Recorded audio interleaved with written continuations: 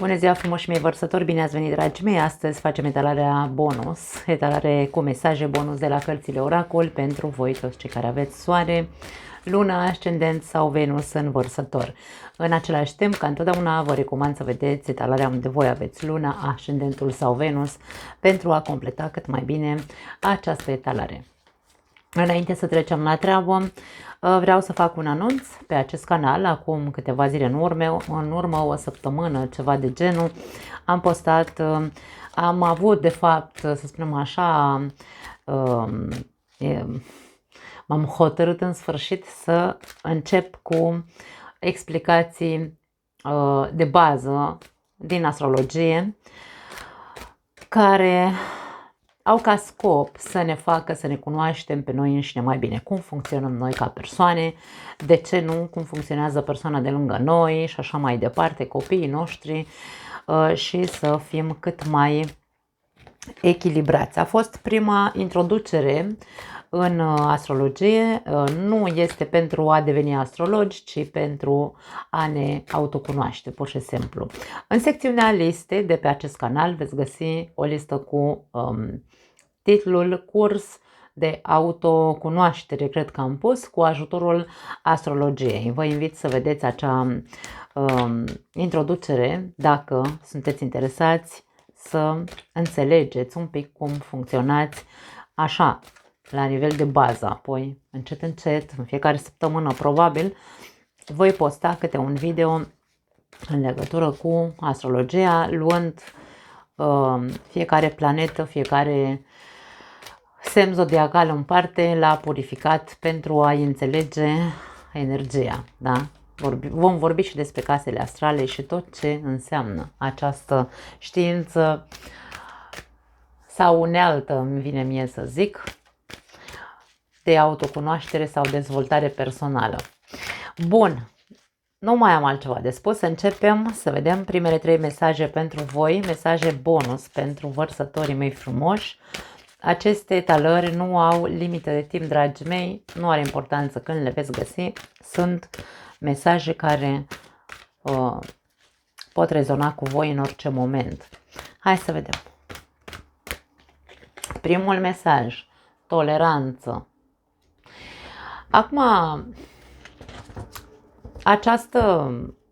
acest mesaj poate avea două înțelesuri. Pentru unii dintre voi poate este vorba sau mesajul vine cu toleranță și spune că e momentul să începi să tolerezi sau să te pregătești să tolerezi o situație. Pentru alții dintre voi poate fi că tolerezi de prea mult timp o situație, depinde de cazul fiecăruia, da? Intuiție. Ascultă-ți intuiția. Indiferent dacă este vorba de faptul că ți se spune să fii mai tolerant în această perioadă, intuitiv tu știi ce trebuie să tolerezi și ce nu. Dacă ești în situația în care tolerezi de prea mult o situație, aici vorbim despre intuiția ta, știe foarte bine ce are de făcut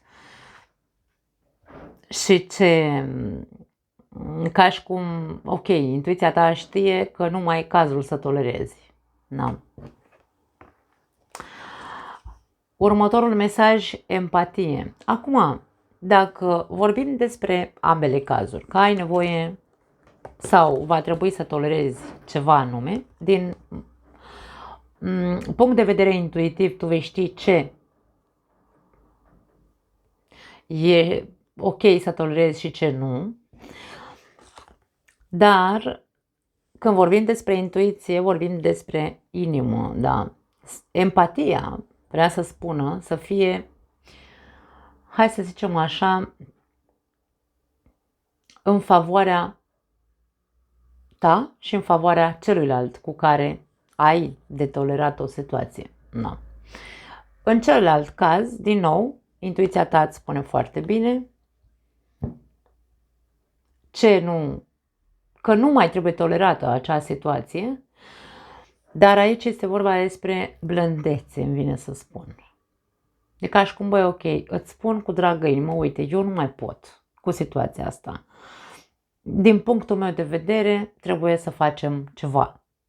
Și hai să te pui și tu în papucii mei ca să vezi cum te simți tu dacă ești obligat să tolerezi și să tolerezi de atâta timp această situație. Da? Deci e ca și cum încearcă să te apropii de celălalt, nu să empatizezi, ci pur și simplu să el să empatizeze, de exemplu, cu tine, da? Cealaltă persoană să empatizeze cu tine, ca să înțeleagă că tu nu mai poți tolera, pentru că e de prea mult timp. De exemplu, da? Ar putea să fie. E doar un exemplu. Acum, na. La capătul cărților avem schimbare. Pentru unii dintre voi este un moment de transformare. Hai să nu o numim transformare, că sună, nu știu, prea academic, îmi vine să zic. Schimbare, domne.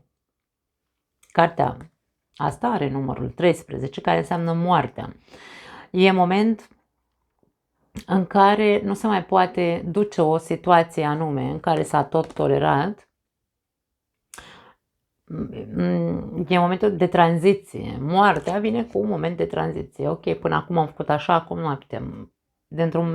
O schimbare radicală e nevoie să se facă în situația pe care o tolerezi. Dacă e momentul ca tu să fii tolerant intuitiv, vei ști ce trebuie să tolerezi și ce nu, se fac schimbările necesare pentru a ajunge într-un fel sau altul la o negociere, îmi vine să zic aici, pentru voi. Într-un mod foarte așa, ne înțelegem între noi ce procent de toleranță avem în noi acum, în momentul ăsta al vieții noastre. Că dacă până acum am fost în stare să tolerez nu știu ce evenimente, păi acum nu mă mai regăsesc în aceeași energie. Da? Deci aici e vorba de a face schimbări, de a fi cumva cu mâna pe inimă, da? Cu mâna pe inimă zic ce pot, ce nu pot, ce tolerez, ce nu mai vreau să tolerez și așa mai departe. Da? Și atunci facem schimbările care trebuie să făcute. Foarte interesant. Hai să vedem ce alte mesaje mai avem pentru voi, dragii mei.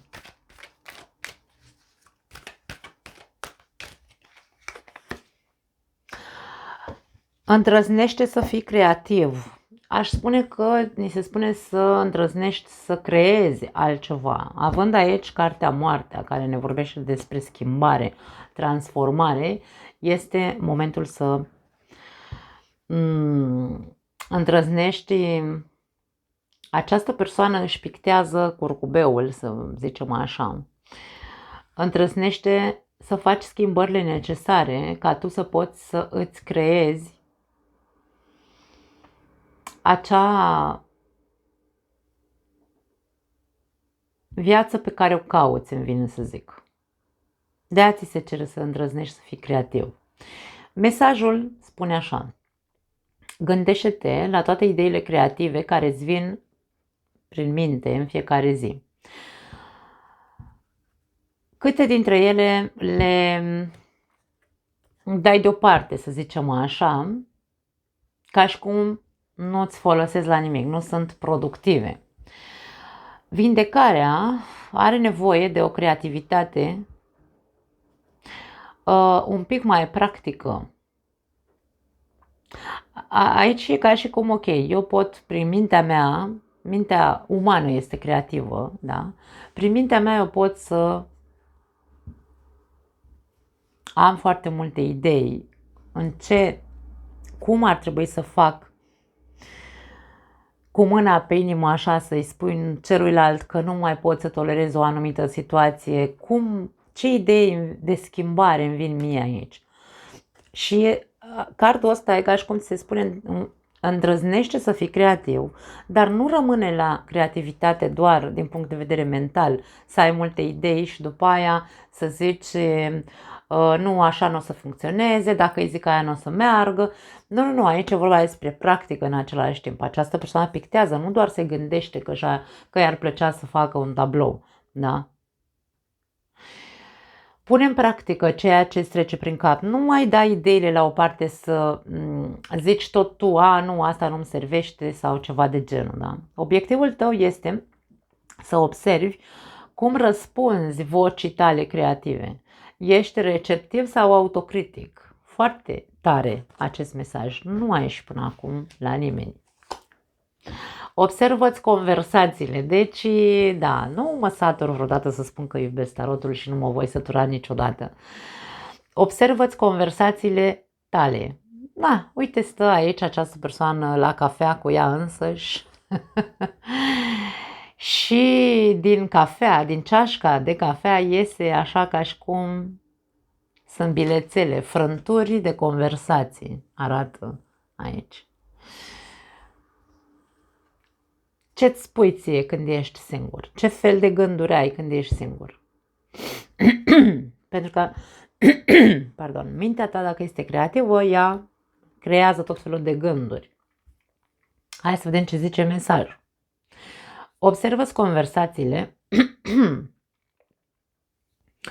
și întreabă-te, sunt productive sau au o intenție malițioasă sau, nu știu, hai zicem așa, negative. Sunt pline de gânduri, gândurile tale, pardon, sunt pline de bârfe sau, din contră, de informații stimulative sau stimulante, nu știu cum e corect exact în românește. Obiectivul tău este să recunoști calitatea informațiilor cu care îți alimentezi mintea în fiecare zi. Mare atenție la acest aspect. Foarte tare mesaj. Următorul mesaj. Iartă-te.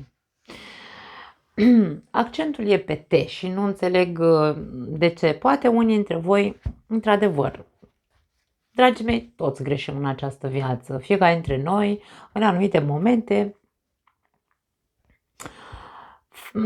luăm anumite decizii, să zicem așa, care nu sunt tocmai bune, dar nu trebuie să uităm că în fiecare moment al vieții noastre, depinde de contextul în care ne aflăm în acel moment, dacă luăm o decizie care nu ne va fi favorabilă sau nu ne este favorabilă, nu putem să ne dăm seama în momentul respectiv. Vedem în timp. Asta nu înseamnă că trebuie să rămânem într-o energie în care să ne blamăm sau să ne zicem, aoleo, dacă nu făceai așa și făceai invers. Nu are importanța aici, e vorba de... Eu nu simt nevoia să-ți transmit că trebuie neapărat să te ierți pentru ceva anume, ci pur și simplu vine să spun, iubește fiecare decizie pe care ai luat-o. Această persoană se strânge în brațe și din îmbrățișarea cu ea însăși se formează o inimă. Indiferent ce decizie ai luat în trecut, nu are importanță. Atât ai știut să faci atunci. Care e problema? Acceptă acest lucru, dar treci mai departe. Nu mai repeta aceleași greșeală între ghilimele, dacă tot ești pe poziție de păreri de rău aici, îmi vine să zic. Mesajul spune așa, identifică o arie a vieții tale în care ești supărat cu tine însuți sau în care încă ar trebui să te ierți pentru ceva ce ai făcut. Poate pentru unii dintre voi e ceva ce ați făcut, nu a fost ok și așa mai departe. Pentru a te vindeca, trebuie să te ierți pe tine, dar și pe ceilalți. Obiectivul tău este să te iubești suficient de mult pentru a te vindeca sau a putea trece pagina, îmi place mie să zic câteodată. E ca și cum, doamne, ce a fost, decizia pe care am făcut-o, prostia pe care am făcut-o, asta e, nu pot să mă duc înapoi în timp să remediez ce am făcut, trec peste. Da. La capătul cărților avem rămâi centrat. Ai nevoie să rămâi centrat. Atenție mare, vărsătorii, trebuie să rămână calmi, îmi vine să spun. Nu neapărat că aici nu vorbim că e moment de decizie. Moartea nu ne arată un moment de decizie, ne arată un moment de schimbare importantă în viața ta, pe un anumit plan al vieții. O schimbare foarte importantă, radicală, care trebuie să aibă loc în legătură cu ceea ce tu intuitiv știi că nu mai poți să tolerezi sau că nu mai vrei să tolerezi anumite lucruri, da, cuiva, ori în relații, ori în, nu știu, poate fi și la locul de muncă, nu are importanță. Da. Cam asta este ceea ce ne spun aceste carduri. Rămâi centrat pe ceea ce știi că nu se mai poate așa. Asta mi se transmite pentru voi. Hai să vedem ce vor să ne spună îngerii iubirii. Să vedem și pe plan emoțional sau sentimental ce mesaj bonus mai există pentru voi. Las-o așa, îți spune. Foarte interesant. Eu n-aș spune las-o așa pentru că primul card este nu mai tolera sau trebuie să tolerezi ceva. Dacă e pentru primul caz despre care vorbeam, că e momentul în care tu trebuie intuitiv să știi, domne, pot să tolerez situația asta, cât la sută din această situație pot să o tolerez aici, da? Îl fac și pe celălalt să vadă, să se pună în papucii mei și să mă înțeleagă, da? Și aici e posibil pentru voi să vă spună, las-o un pic așa cum a căzut situația. Lasă această situație să ajungă până la final. Situația cu care tu ai de-a face și trebuie să o tolerezi sau să tolerezi câte ceva de acolo, are un final, are o finalitate, dar încă nu s-a ajuns la acea finalitate. Acum ideea este că eu simt să spun că tu trebuie să înveți să îți creezi, da? Transformarea e la fel, fac lucrurile diferit. Dacă eu vreau să fiu fericit, de exemplu, că aici, hai să zicem că mai toate problemele noastre vin de pe partea sentimentală. Dacă eu vreau să fiu fericit, da? Cum îmi creez acea fericire?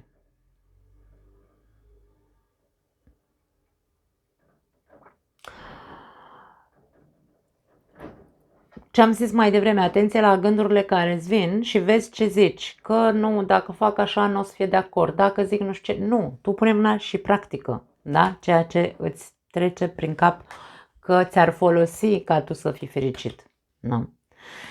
Nu uita să te uiți la tine. Ce tip de conversație ai când ești tu singur la cafea așa și îți zici bla bla bla bla, nu știu ce spui tu acolo și să treci peste. Las-o așa înseamnă treci peste o anume situație pe care ai tolerat-o și poate n-ai zis nimic. Poate că ar trebui doar să deschizi inima și să-l pui pe celălalt față în față, cu durerea ta, cu...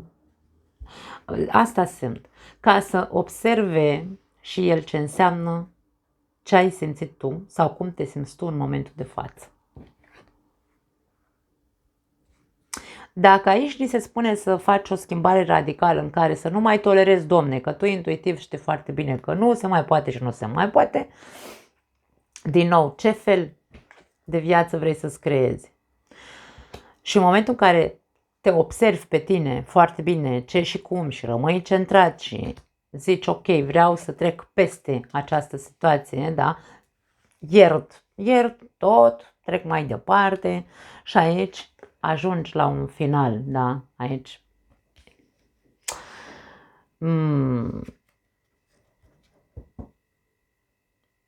vei vedea finalitatea în momentul în care tu, într-un fel sau altul, vei pune piciorul în prag, îmi vine să spun. Lasă-ți prietenii să te ajute. Cei care știți că aveți prieteni de încredere, în care vă puteți deschide să vorbiți despre situația cu care vă luptați, asta de toleranță, nu știu ce cu ea. Fiecare dintre voi știți ce tolerați. Vorbiți cu persoanele de încredere, dar nu neapărat prieteni, poate fi oricine, cineva din familia ta, habar n-am. În cine ai tu încredere să-i spui problemele cu care te confrunți. Cere și acceptă ajutorul celorlalți.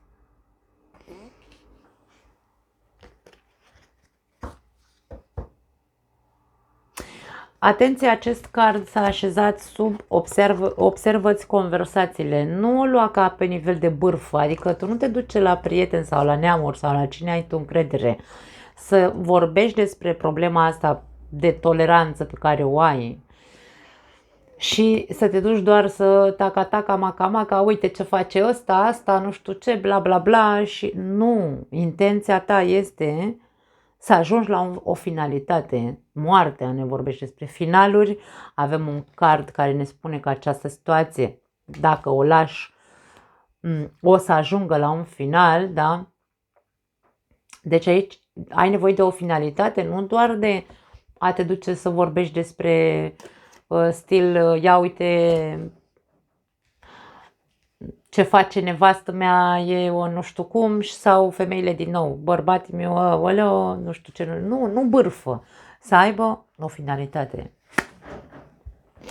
Flirt, lipsește flirt, în cazul în care aici vorbim despre probleme în relații cu partenerul de viață, în loc să-ți bârfești partenerul pe undeva și să tolerezi sau ce știu eu, ce am mai zis mai devreme, ce lipsește între voi e sarea și piperul, dragii mei. De când nu v-ați mai băgat în seamă, de când nu ați mai avut voi câteva zile singuri în care să vă ajutați unul pe celălalt să vă reconectați, mai ales când vorbim despre relații care într-adevăr a început, relația voastră a început frumos. E momentul să începem să observăm de ce suntem, unde suntem în momentul de față.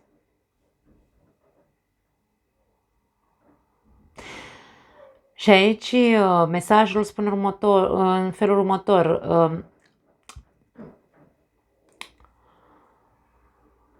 Dăruiește-le celorlalți din energia ta dezvoltă. Nu neapărat flirt. E vorba despre, poate că tu, dacă ești în poziție de toleranță, că ai tolerat prea mult o situație, ești un pic cam negru așa, ești cam supărat. Și atunci, bineînțeles că, ce transmiți în jurul tău? Energie joasă.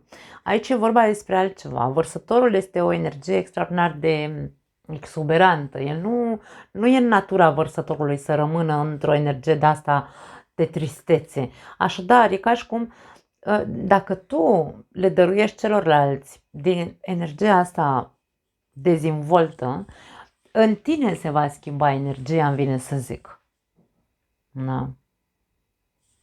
La capătul cărților avem codependență. Codependența poate fi acel atașament pe care îl avem de persoana de lângă noi sau zona noastră de confort, cum se spune. Și aici faptul că tolerezi ceva este doar din această cauză. Zona de confort. Ce o însemna ea pentru tine? Că e vorba de o stabilitate financiară, că e vorba despre un atașament emoțional, că e vorba de orice altceva care pe tine te duce într-un fel de codependență în viața ta, că ești dependent de prietenii tăi și așa mai departe, aici tu știi, da? Dependențele îți afectează viața amoroasă. Acum, dependențe, dacă o luăm și pe altă cale, dependențele le putem merge cu dependențe până foarte departe.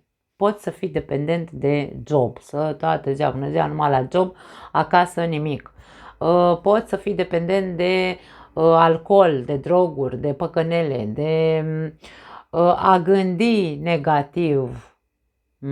Vezi ce conversație ai cu tine. Poate fi o dependență de critică. Dragii mei, fiecare cu povestea lui aici. Mare atenție că toate aceste dependențe în care vă regăsiți unii dintre voi pot avea de văzut cu faptul că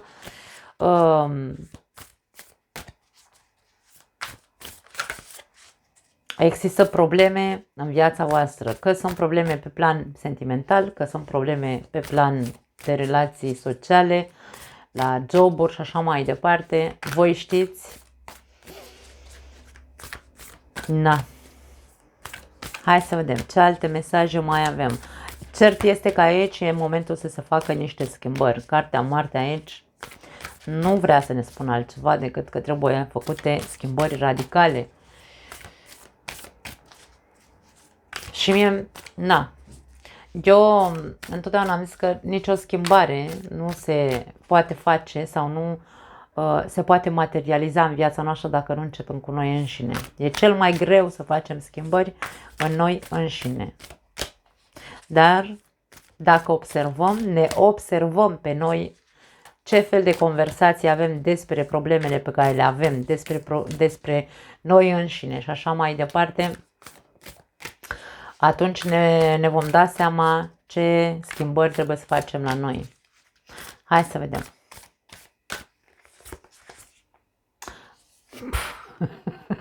Judecata, o altă carte de schimbare, de transformare, de eliberare, de trezire.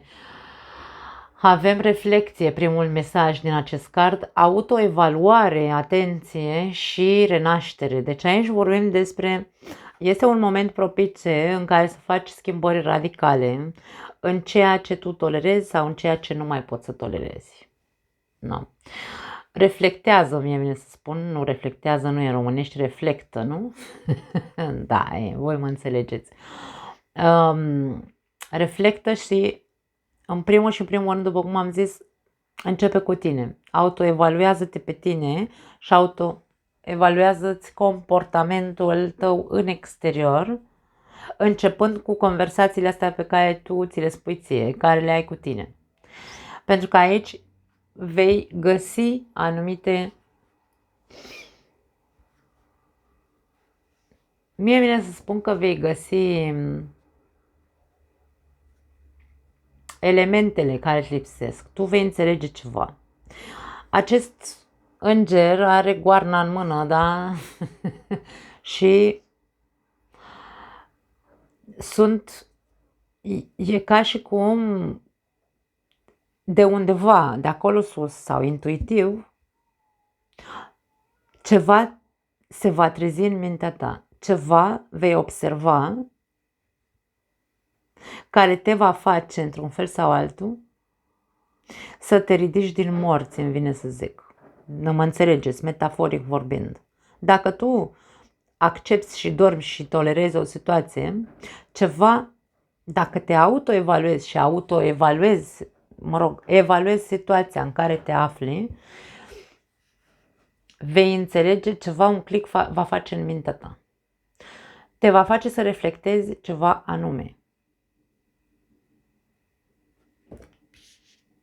Foarte interesant. Judecata este și o carte a judecății. Poate ar trebui să te autoevaluezi și pe partea asta. Poate critici prea mult. Dacă aici vorbim despre, hai să zicem așa, despre iubire, îl critici mai mult pe celălalt în loc să te uiți un pic și la tine. Poate și tu ai ceva ce probabil că n-ai făcut bine sau n-a fost ok și aici și tu ai de văzut ceva la tine. Aici, când vorbim despre empatie, vorbim despre empatie reciprocă, da? Băi, și eu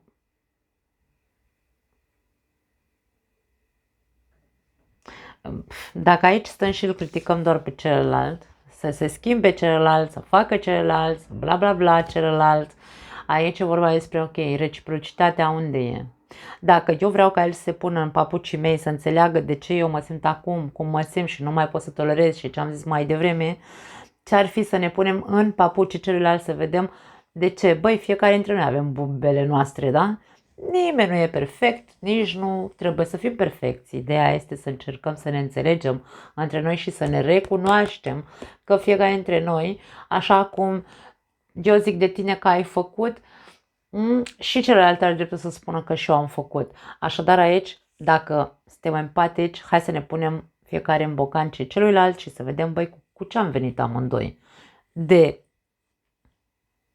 S-a ajuns atât de în tensiune, relația noastră a ajuns în această tensiune în care nu se mai poate tolera ceva.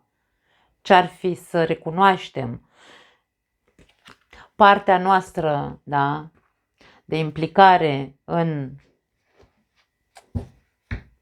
Nu doar să stăm să criticăm. E o carte a judecății, a criticii. Și îngerul ăsta de aia vine și ne spune, hei, trezește-te, că degeaba critici doar pe celălalt, mai uite-te un pic și în tine, da?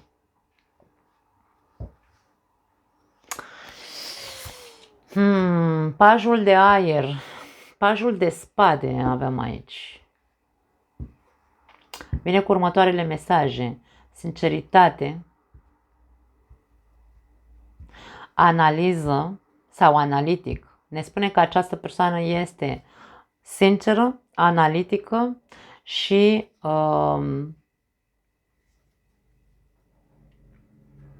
dacă nu mi-este cuvântul, mă.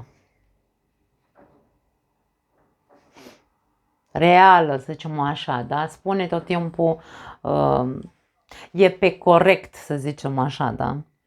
Acum, pajul de spade în același timp este un învățăcel, este cel care caută informații, este micul Sherlock Holmes în tarot, este cel care încearcă să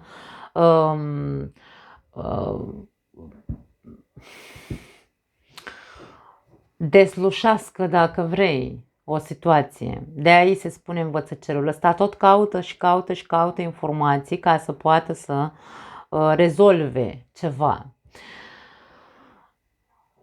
Aș spune să fii în totalitate sinceră cu tine,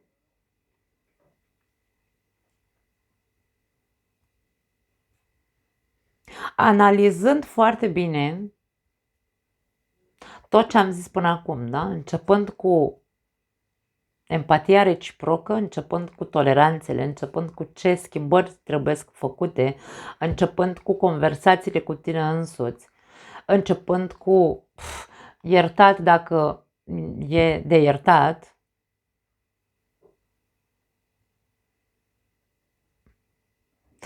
analizează-te și fii foarte sincer cu tine în ceea ce privește situația asta. Când suntem foarte sinceri cu noi, știm foarte bine ce trebuie să facem. E ca și cum nu ne mai dăm după degete, nici nu mai stau în situația asta să tolerez, nu mai lângă, nu mai tărăgă nimic, pentru că atunci eu știu foarte bine, Doamne, eu aici m-am trezit, sunt foarte sincer cu mine și spun ok, nu mai bat pasul pe loc, da? Dar dacă ți se cere să fii analitic și să fii foarte sincer cu tine și sincer cu celălalt, aici e vorba despre a putea renova, a putea transforma această relație. Nu e vorba de a rupe relația, atenție. Pentru că în moment de evaluare tu trebuie să te autoevaluezi și să evaluezi ce s-a întâmplat, cum s-a întâmplat, da? Ne punem în papucii, unul în papucii celuilalt. Foarte profund aici la voi, dragii mei, și soarele, wow! Vine cu mesajele de succes, recunoaștere și entuziasm. Aici e vorba despre faptul că tu vei reuși se va rezolva situația asta. Dacă știm, bineînțeles, să ne uităm și la noi, dar și la celălalt. Adică aici nu trebuie să lipsească empatia, este foarte clar.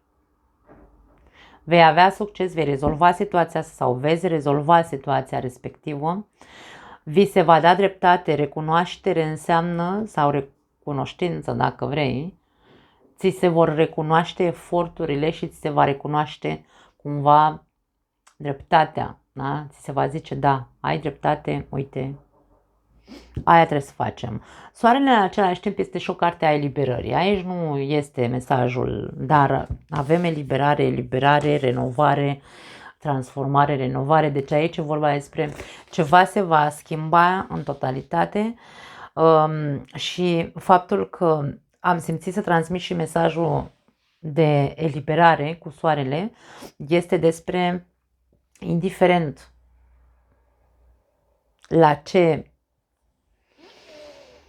concluzie, să spunem așa, că veți ajunge și indiferent de schimbările care veți decide că trebuie făcute în această situație cu care vă confruntați, după ce se face tot procesul, după cum am zis, da, de a empatiza unul cu celălalt, cu părerea celuilalt, trebuie să ținem cont unul de părerea celuilalt, ne vom elibera probablemente și ne vom simți ușurați, indiferent dacă vom rupe, de exemplu, relația sau dacă vom continua, dar vom continua cu un scop anume aici,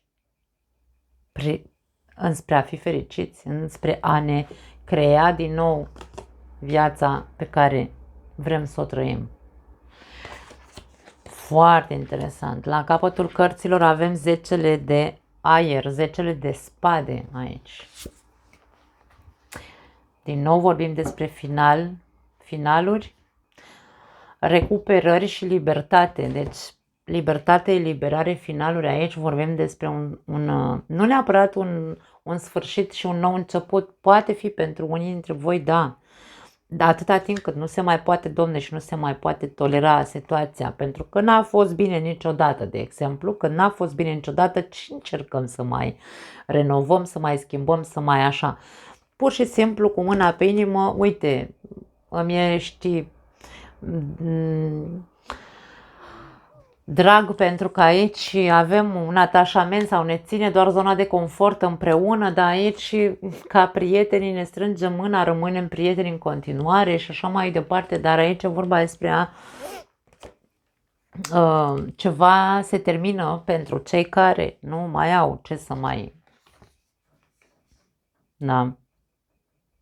Fiecare își recuperează libertatea, îmi vine să spun aici, pentru unii dintre voi. Probabil că s-a ajuns la prea mult aici. 10 de spade, ca orice 10, este un exces. S-a susținut prea mult în timp o situație care poate nu trebuia de la început acceptată sau și-a făcut mult rău. 10 de spade e o carte a durerii, a trădării, știu și eu, s-a umplut paharul, da. Așadar, dragii mei, pentru unii dintre voi este vorba despre asta, dar pentru alții dintre voi este vorba despre eliberare, despre a reuși să treceți prin această probă, să o numim, dar e un proces pe care trebuie să-l faceți, niște pași. Nu mai am altceva. Vă pup. Ne vedem data viitoare. Ciao.